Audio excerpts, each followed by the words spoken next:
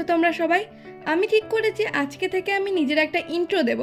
সেটা হলো হ্যালো, আমি নীলাটিস দৃষ্টিমণ্ডল। আর আমি আমার এইচএস পরীক্ষার পরে হঠাৎ করেই ঘুরতে চলে যাই নেপালে। আর এটা হচ্ছে আমার নেপালের পোখরাতে ফার্স্ট ডে। তোমাদের সাথে সুন্দর সুন্দর ভিডিও শেয়ার করে নেব।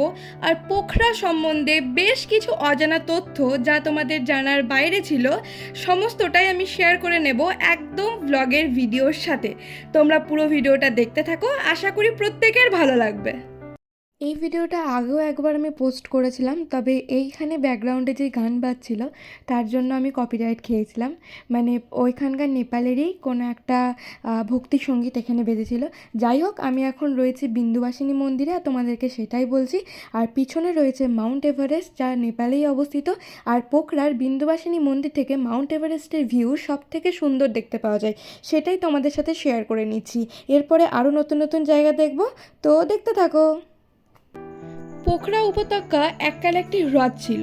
সময়ের সাথে সাথে হ্রদের জল শুকিয়ে যায় এবং সেখানে উর্বর মাটি হওয়ায় আশেপাশের মানুষজন এসে পোখরাতে বসবাস করতে শুরু করে। পোখরার পুরনো বাজার একসময় তিব্বত ও ভারতের মধ্যেকার এক গুরুত্বপূর্ণ বাণিজ্য পথ ছিল। আজও সেখানে সেই সময় ঐতিহ্যবাহী স্থাপত্য দেখতে পাওয়া যায়।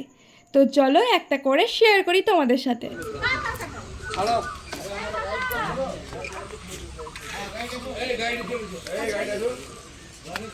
তো এখন আমরা আছি হচ্ছে মহেন্দ্রা কেভ, ওখানে এসেছি। প্রথমে বিন্দুবাসিনী মন্দির আমরা ঘুরলাম, তারপর এখন এখানে গুহা দেখতে এসেছি। তো চলো যা দেখবো তোমাদের সাথে শেয়ার করবো। এখানে চারপাশে দেখো কতটা সুন্দর, সেটাই তোমাদের সাথে শেয়ার করে নিচ্ছি। ওদিকে ফুলগুলো দেখো, ওগুলো দেখো, এই চারপাশে দেখো। দেখো কাগজ ফুলগুলোকে সব মানে রেলিংয়ের মতো করে দিয়েছে, কাগজ ফুল দিয়ে দিয়েছে। তাহলে না কী হবে, এখন তো গাছগুলো ছোট আছে, কিন্তু তারপর যখন গাছগুলো একটু বড় হয়ে যাবে না, ফুলগুলো যখন চারিপাশে হয়ে যাবে, মানে হয়তো আজ থেকে 1 বছর পরেই হয়ে যাবে, হ্যাঁ, বা তারও কম টাইমে, কারণ এই গাছগুলো খুব খুব তাড়াতাড়ি বাড়ে, হ্যাঁ, তো গোটাটাই পিঙ্ক হয়ে যাবে। তো আমার একটাই আফসোস যে যখন গোটাটাই পিঙ্ক হয়ে যাবে তখন আমি আসতে পারলাম না। এখন তো গোটাটাই পিঙ্ক নয়। তো চলো সামনে দেখি কী কী আছে। মহেন্দ্র গুহা হলো চুনা পাথরের তৈরি একটি গুহা। আর অনেকেই এর নামকরণ বিষয়ে জানেন না। রাজা মহেন্দ্র বীর বিক্রম সহদেবের নামকরণ অনুসারে এটি নাম করা হয়েছিল, তবে সঠিক কারণ এখনও অজানা। স্থানীয়দের মধ্যে প্রচলিত রয়েছে রাজা মহেন্দ্র শিকারের সময় এই গুহাটি আবিষ্কার করেছিলেন এবং ভিতরের প্রাকৃতিক সৌন্দর্য দেখে এর নামকরণ করেছিলেন। গুহার ভিতরে শিলা গঠনগুলি দেখলে মনে হবে কোনো শিল্পী পাথর খোদাই করে বিভিন্ন মূর্তি তৈরি করেছেন। আমি তোমাদের সাথে শেয়ার করব গণেশের মূর্তিটি, এবং এই প্রাকৃতিক ভাস্কর্যগুলি লক্ষ্মী, গণেশ এবং শিবের বিভিন্ন রূপের মতো দেখতে হওয়ায় স্থানীয়রা বিশ্বাস করেন এগুলি দেবতার সৃষ্টি। আর এই দেখো, এটি হচ্ছে সেই গণেশের সুরের আকৃতিটি, যেটি সেখানকার গার্ড আমাদেরকে দেখিয়েছিলেন। যদিও এই গুহার একটি নির্দিষ্ট অংশই পর্যটকদের জন্য উন্মুক্ত, এর ভিতরের অনেক অংশই এখনও অনাবিষ্কৃত। স্থানীয়দের মতে গুহাটি অনেক দূর পর্যন্ত বিস্তৃত এবং ভিতরে ছোট ছোট ঝর্ণা ও কুটিরও রয়েছে, যা সাধারণ পর্যটকদের দৃষ্টির অনেক বাইরে। আর গুহার ভিতরে তাকালে অসংখ্য বাদুড় দেখতে পাওয়া যায়, তবে দিনের বেলা আমরা দেখতে পাইনি। আর বেরোবার পথটা তোমরা দেখতেই পাচ্ছ, কতটা সংকীর্ণ পথ। তো গুহাতে তোমরা দেখতেই পেলে যে কীরকম টাইপের গুহার। বেরোবার জায়গাটা একদম সরু, কষ্ট করে যান বাঁচিয়ে বেরিয়ে আসতে পেরেছি। বাবার ভাগ্য, সবাই মিলে বেরিয়ে চলে এসেছি। আর পুরো ভিডিওটা দেখলে পরেই তোমরা গুহাটা কীরকম ছিল ভালো করে দেখতে পারবে। আর চলো দেখি আগে কি কি সাইট সিন হয়, সব শেয়ার করবো তোমাদের সাথে। দেখতেই পাচ্ছ আমি পরে নিয়েছি সুন্দর নেপালি ড্রেস। আমাকে কেমন লাগছে জানাবে নেপালি ড্রেস। আমার তো খুব ভালো লাগছে লাল ড্রেসে। হ্যাঁ, এখানে নিচেই এখানে হচ্ছিল মানে ইন্ডিয়ান রুপিস 100 করে আর নেপালি রুপিস 150 করে। তো এগুলো আমি পরলাম এখন, আর এখন আমি ভিডিও শ্যুট করবো সুন্দর সুন্দর। আমার তো দারুণ লাগছে এই নেপালে জামা পরে নিজেকে। তোমরাও যদি নেপাল আসো অবশ্যই কিন্তু একটু ট্রাই করবে, খুব ভালো এটা। তো চলো, সুন্দর সুন্দর ভিডিওগুলো দেখতে হলে কিন্তু তোমাদেরকে ইনস্টাগ্রামে দেখতেই হবে। তো টাটা। গুহা থেকে বেরিয়ে টুক করে একটু আইসক্রিম খেয়ে তোমাদের সাথে আবার পরের স্পটগুলো শেয়ার করব। আর এই 10 টাকার আইসক্রিমের দাম নেপালে নিয়েছে পুরো 40 টাকা। এখন আমরা আগের স্পট থেকে বেরিয়ে চলে এসেছি আর একটা আলাদা স্পটে। এটা একটা শিব মন্দির, পুরো একটা রাজবাড়ির মতন দেখতে একটা শিব মন্দির। নামটা আমার ঠিক এখন মনে পড়ছে না, বাট আমি পরে তোমাদেরকে জানিয়ে দিচ্ছি মন্দিরটার নাম। পোখরাতে তো চলো রাজবাড়ির মতো শিব মন্দিরটা তোমাদের সাথে শেয়ার করি। এটাও গুহার মধ্যে দিয়ে যেতে হবে। দেখতেই পাচ্ছ সিঁড়িগুলো দেখতে একদম পুরো রাজবাড়ি ফিল আসছে। আমার এত ভালো লাগছে, আর ওয়েদার এত ভালো, না গরম না ঠান্ডা না কিছু, দারুণ সুন্দর। তো চলো এগিয়ে যেতে থাকি। শিব মন্দির, যাকে আমি রাজবাড়ি বলে উল্লেখ করেছি, যা গুহার একদম ভিতরে অবস্থিত, যেখানে ভিডিও করা একদমই অ্যালাউ নয়, তার নাম হলো গুপ্তেশ্বর শিব মন্দির। গুপ্ত ঈশ্বর বা লুকানো দেবতা থেকেই এর নামকরণ। লোককথা অনুযায়ী সত্যযুগে মহাদেব এখানে গোপনে বাস করতেন বলে এই স্থানের নাম হয়েছে গুপ্তেশ্বর। ষোড়শ শতাব্দীতে কিছু মানুষজন ময়লা ফেলতে এসে এই গুহা নাকি আবিষ্কার করেছিলেন, সেটি কথিত রয়েছে। এই মন্দিরের প্রধান আকর্ষণ হলো প্রাকৃতিকভাবে গঠিত শিবলিঙ্গ। স্থানীয়দের বিশ্বাস এটি একদম প্রাকৃতিকভাবে তৈরি হয়েছে, আর এটার মানে রহস্য এখনো পর্যন্ত জানা যায়নি। এটা দীর্ঘতম গুহাগুলির মধ্যে একটি। এখন আমরা আছি ডেভিড ফলের যে জলটা আছে, তোমাদেরকে দেখাবো একটু করে নিচে। জলটা না একদম পাতালে চলে গিয়েছে ডেভিড ফল থেকে।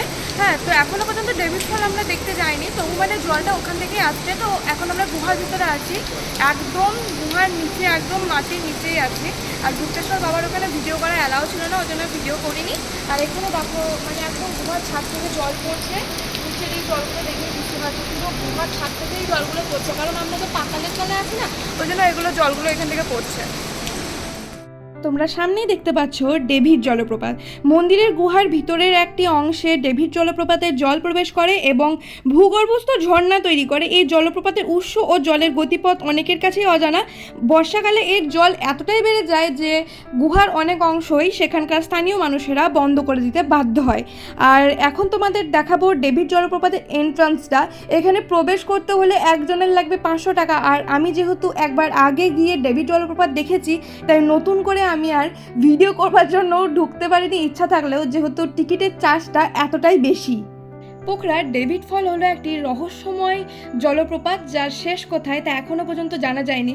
আমি যখন ক্লাস 7-এ পড়তে আগেরবার নেপাল গিয়েছিলাম, তখন ডেভিড ফলের ওখানের মানুষরা আমাকে বলেছিল যে একজন ইংরেজ, তার নাম ছিল ডেভিড, সে জলপ্রপাত দেখতে গিয়ে সেখানে পড়ে যায় এবং অতলে তলিয়ে যায়। তাকে এখনও পর্যন্ত পাওয়া যায়নি, তার মানে কোনো খোঁজ পাওয়া যায়নি। যেহেতু এটা পাতাল ছাঙ্গ নামে পরিচিত, স্থানীয় ভাষার মানুষেরা একে পাতাল ছাঙ্গ বলে, যা মানে পাতালের জলপ্রপাত। আর এইটুকুই আমি সেখান থেকে জানতে পেরেছি। আর তারপর দুপুরের খাওয়া দাওয়ার পর আমরা চলে গিয়েছিলাম হ্রদের কাছে। এই হ্রদের নাম হলো ফাওয়া হ্রদ।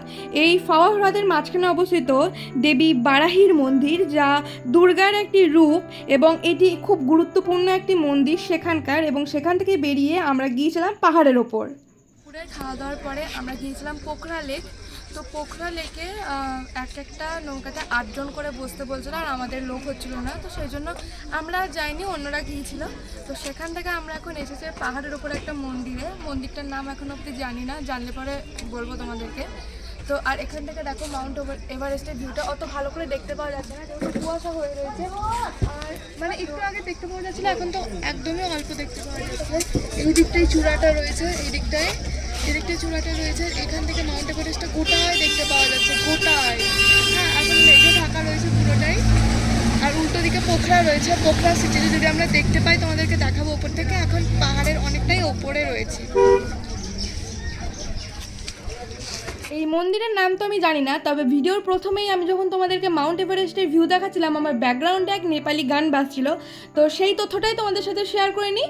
পোখরার স্থানীয় সংস্কৃতিতে গান্ধার্ব নামক একটি বিশেষ জাতিগোষ্ঠীর গুরুত্বপূর্ণ ভূমিকা রয়েছে। তারা ঐতিহ্যবাহী লোকসঙ্গীত পরিবেশনার জন্য বিখ্যাত এবং তাদের বাদ্যযন্ত্রের নাম হলো সারাঙ্গি। আর পেছনে যে নেপালি গানটি ব্যাকগ্রাউন্ডে বাজছিল তা সারাঙ্গির দ্বারাই কিন্তু বাজছিল।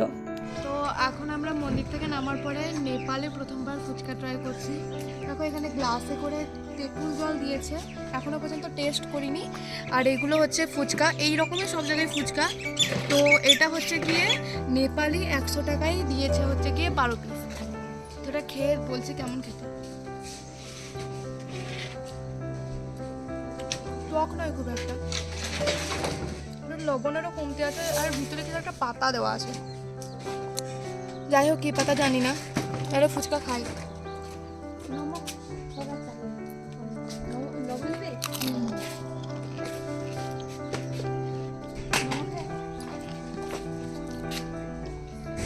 ওকে ওকে।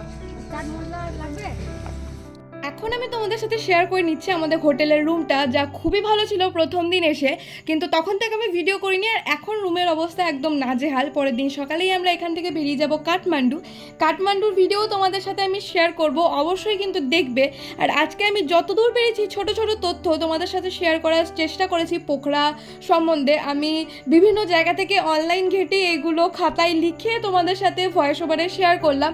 তোমরা পুরোটা যদি দেখেছো, তোমাদেরকে আমার মন থেকে অসংখ্য ধন্যবাদ যে তোমরা ধৈর্য ধরে পুরোটা দেখলে। আর এইটা ছিল আমাদের বাথরুমটা, তো বাথরুমটাও না দেখালেই নয়, যেহেতু আমি হোটেলের ভিউটা দেখাচ্ছি। কতটা গুছিয়ে বলতে পেরেছি আমি জানি না, তবে আমার সাধ্যমতো আমি চেষ্টা করেছি। আর আজকের ব্লগটা আমি এখানেই শেষ করলাম। সকলে ভালো থেকো, সুস্থ থেকো। নেপালের আমার আরও ভিডিওগুলো অবশ্যই দেখবে, আমি একটা একটা করে পোস্ট করব। তো আজকের ব্লগটা এত দূরই, তো টাটা।